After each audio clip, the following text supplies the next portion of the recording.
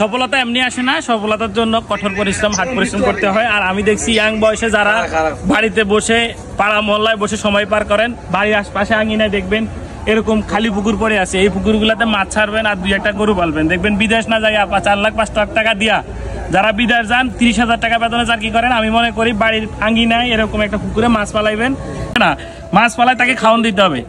এর 2টা গরু পালবেন, দেখবেন পাশাপাশি ওই 4 লাখ টাকা যেটা দিয়ে বিদেশ যাবেন ওইটা দেশে ইনকাম করতে পারবেন। দেখেন মাছের পরিস্থিতি, মাছ আসুক নাকি আপনার। আমি আজকে চলে এসেছি আমাদের সফল উদ্যোক্তা এই যে শাকিল ভাইয়ের। শাকিল কোথায় তুমি?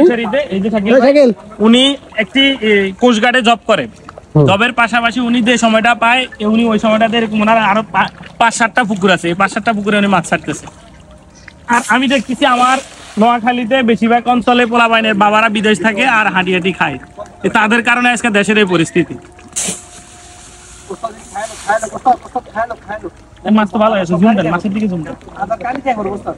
আদা তো কানি আইবে, ফাঙ্গাইট মাছে কানিটাই খাই লাগবে। আমার কাঠপুর দিতে লেগেছিল, আমার তো দুঃখ লাগে। কাঠপুরের ভাত খাওয়াইতে হবে, দুপুরবেলা ভাত খাইতে এইগুলো ভাত দিতাম, কি সুন্দর চাকরি চলে এসে এনারা একটা আসে। হ্যাঁ বিড়ি